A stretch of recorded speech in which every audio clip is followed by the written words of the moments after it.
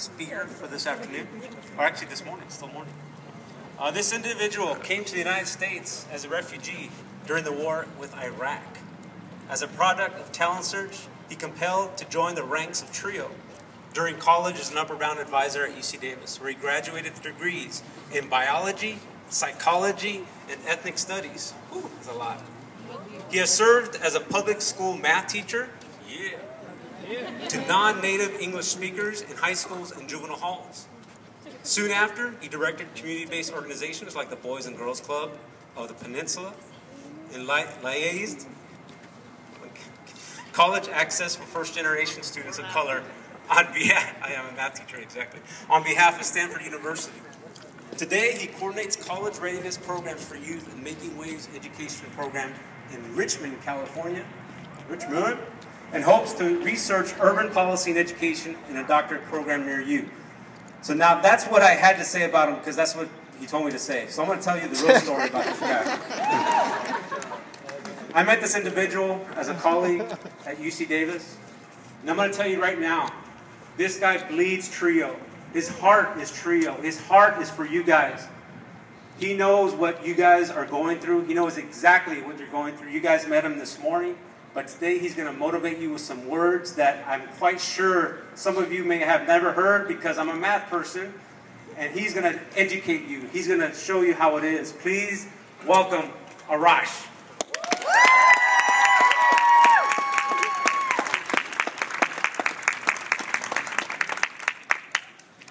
Like I mentioned earlier, I don't mince words, I keep it real.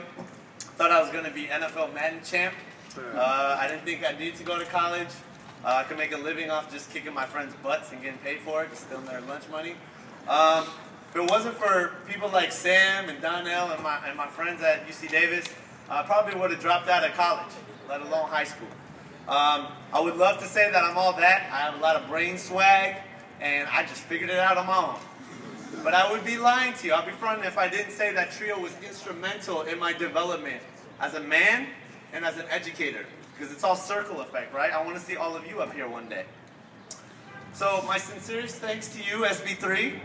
Sam, much like other TRiO colleagues around the country, interface with students with nothing short of radiant smiles and touchscreen-like sensitivity for our needs. It is because of examples of TRiO leaders across the country that I feel confident speaking on behalf of these programs that paved the road of post-secondary opportunity for all of you. So who am I? My story begins before TRiO, when its place in my life was desperately needed, but I didn't know how bad I needed TRiO. I came to the United States, as Sam said, as a refugee from war-torn Iran. I actually lost both my siblings in that war. They were killed in the line of duty. They were drafted, and we received political asylum. We escaped to the United States as a 7th grader, not speaking a word of English. My single-parent mother pushed for survival and escaped to the U.S. During my initial years as a first-generation student, before ETS and Upper Bound entered my life, I can recall despising substitute teacher day. And some of y'all with really long names that aren't phonetic, you might feel me, right? The teacher gets to your name like, I'm gonna butcher it, but, and then you're just like, oh, hold up, that's me, don't even bother. That's me, that's me. You know, and I get that teacher that either call me A-Rash, really clever, I've never heard that before. Or Mr. Dankin Dookie Doo, yes, I know my last name is a trip. And then eventually I felt like, you know, my career in education evolved. Eventually my students started calling me A, or hey dude. So I feel like I was on the come up. And I virtually begged my mother to tell school I was sick just to avoid the incessant teasing and harassment at the expense of my fellow classmates. I couldn't stomach learning. I didn't realize there was a lot of swag in being a nerd. Being a nerd is cool. To learn was to commit social suicide. Okay? It just wasn't at the fore of what first-generation students were supposed to be. And as Dr. Sanchez said earlier, you know, it's a lot easier to repeat failure than success. Repeating success requires support. Repeating success requires practice, habit, concentric circles of your own belief and for others to believe in you. Okay? I liken my desire for college as placing a kick me sign on top of my head. If my partner saw that I was reading, I might as well kick my own butt. Okay? Because I knew what was coming next. The children of immigrants who will recycle their funds of knowledge back into the community are not supposed to exist. Not because it's not natural, because we haven't made it a habit yet. Can we make it a habit? Yes. It's a model of circular poetry as far as I'm concerned. So if any of you think you're not a poet, you being here is a model of circular poetry. The economic and cultural lifeblood of our nation, the bedrock from which poverty and racial quarantine, despite the barrage of challenges, are outmaneuvered by motivated, resourceful, and inspirational leaders who routinely do more with less. I had never heard the words, do more with less, until I came to TRiO. Actually, I did, but my mom said it in her accent, so I was just really trying to make it out. Over time, I've encountered incredible mentors and colleagues in Talent Search and Upper Bound. Sam, Donnell, Lupita, Luis are just a few. They made it cool to be a nerd. In fact, nerd was soon synonymous with TRiO. Nerd became synonymous with handsome guy, sexy man, Persian dude, able, destined for greatness, man NFL football champ. Okay, maybe not that, but we're working on it. Growing up in a single-parent home with a mother who barely finished formal education, the words do more with less haunted my household. But not until my experience as a TRiO advisor did I begin to understand that one enclave of educators have actually mastered the art of doing more with less. That is a damn shame that we have to do more with less. Who does more with less? We do, because we got skills. But imagine what we could do if we had more. I'm here to advocate for change, much like my contemporaries. It's about time that the 50% of our nation's first-generation students, who comprise over 90% of our nation's dropouts and inmates, and only 10% of its college graduates, are served with more love through action. Only makes sense that TRiO is part of that equation. TRiO programs are by design not spare parts on a school tree, but key members of our academic think tanks. Students, different iterations of today's TRiO Day gathering are happening all over the United States. You got homies that you haven't even met yet. It's a family, okay? Students, your collective voice, your collective success, your college admission letters, which should be framed. So if you need help with a frame, we can make one, okay? Your attendance here amounts to a movement that began in 1965 on the East Coast with Howard University, with the first Upper Bound program. Over time, as more students like you broke barriers by reaching college graduation, someone said, oh, what? First generation students of color can actually think, they can read, it's cool for them, they embrace education, let's bring it to the West Coast. And now you find yourself here today. My young brothers and sisters, to keep these programs alive, it is crucial that you keep doing work. Like E40 said, get your grown man and grown woman on. What? You got a family behind you. All the adults are standing behind you right now because they expect you to come take the mic. Don't take it yet, though. Okay. Think about the underlying issue critical to my presentation today. The challenges culminating from the dumb expectations of policymakers that have imbued upon our community. When I say dumb, I'm not talking about inherent aptitude of people in there who don't get it. I'm talking about dumb as in deafening, undermining, misinformed, modest, marginalizing, and bottomless policies that do nothing but pull the rug beneath my first generation brothers and sisters.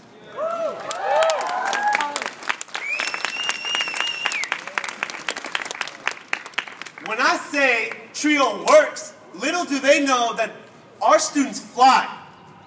Little do they know that our students breathe, eat, sleep, learning, knowledge. It's about time that we challenge assumptions about you. But that doesn't start unless you start self-advocating. You come up here and you do more than just stand there. Okay? We are not ornaments on a tree. It's about time that we challenge assumptions. After 5 decades of TRiO, there's a towering beacon of success, and it's on the perimeter. All the adults who've done it here before you. TRiO deals with the whole person. It doesn't make excuses. It finds ways to get all of you involved. At the end of the day, my former Upper Bound students know, even 15 years later, know that they can call me always. They can messenger pigeon me. They can go get 2 cans and a string, and I'm gonna be there. They can smoke signal me. They do whatever you got to do. Super poke me until my laptop implodes. I'm gonna be there. TRiO actively and deliberately breaks the cycle of poverty and racial segregation. I must confess, even during college, I didn't believe I deserved to be there. I was haunted by feelings of self-doubt. How many of you have felt self-doubt before? This is our little Oprah moment, although we're outside. For what it's worth, your ability to utilize TRiO through college, italicized, underlined, and bolden, through college. We don't just want you to get to college and say, all right, Arash, I'm going to take a nap. Through college, I want you to graduate and come back here. We'll make sure that these TRiO programs survive. TRiO programs are funded through graduation rates. As a member of Stanford University's admission committee, I'm almost done. As a member of our Stanford's admission committee, I read the applications of students from inner city Long Beach. I want to share an example of someone other than me who's done it. One school in particular, Hawthorne High School, is served by the Cal State Lutheran Upper Bound program. First, some context about this school, which might mirror some of the resources that are or are not available to you.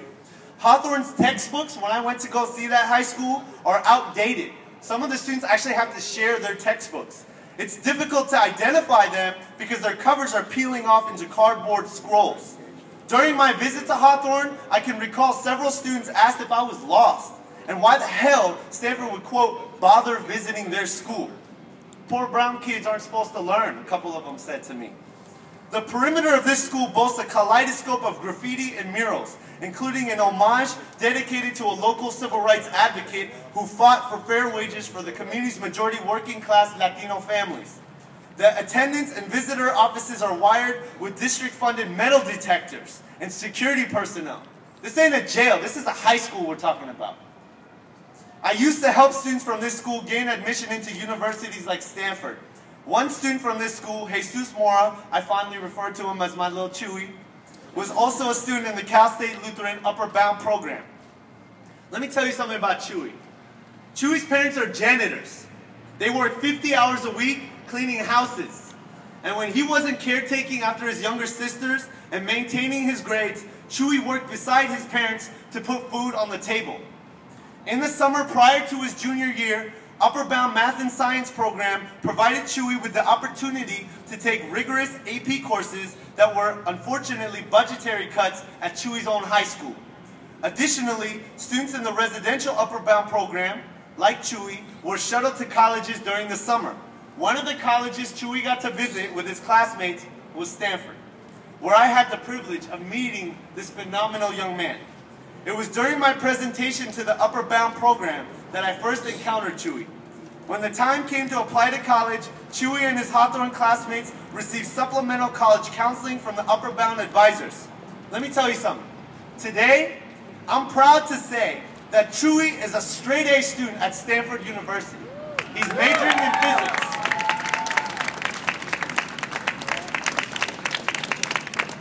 He's majoring in physics. By the way, his math scores were about average for Chicano Latino males, about 470 per sub-score.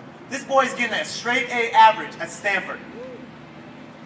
He works a part-time job at the Stanford Student Store and maintains his activism through El Centro Chicano Latino with the Los Hermanos group on campus. What do? Remember when I said circular poetry? They raise scholarship funds for other first-generation students like you aspiring to beat the odds. I'm honored to know Chewy. I'm honored to know you. I'm positive this is only the beginning of his epic journey. And as a function of programs like Upper Bound, students like Jesus Mora reach for the stars and do work. From billions of miles away, the earth looks like a dot. The bitter struggles and the quest for power seem trivial, but they unite all of us. And yet our entire world is not united. Every person we know or knew and loved or hated has been confined to the same dot, but we forget that. I've learned since leaving the war in Iran, leaving the burial sites of my brothers, all has been on the surface of the same rock hurling through space, and that any pain I've ever felt is merely the experience that connects me to you today. My grandfather told me before I left for the United States that no matter how obscure and frighteningly vast college may seem, there's no hint that help will come from anywhere else from yourself unless you fail to take your privilege for granted. What I'm telling you here today is be your own hero.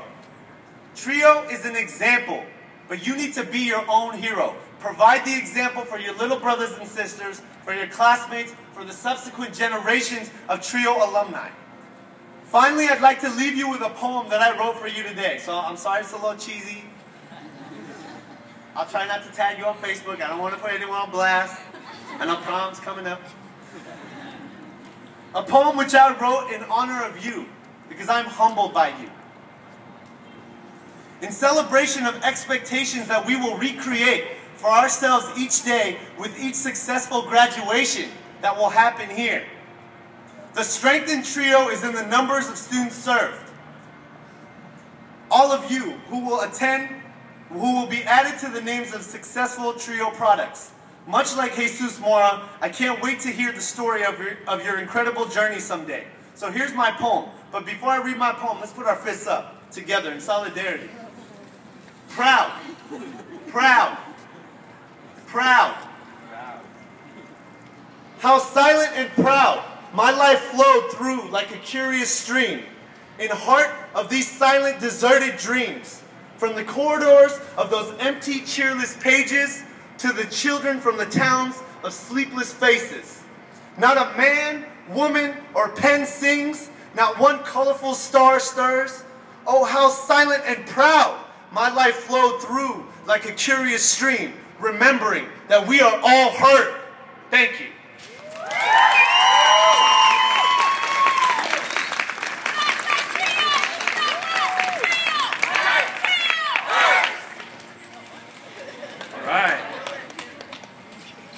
I counted 8 words that I had to look up later. Thanks. I always learn from that guy. All right.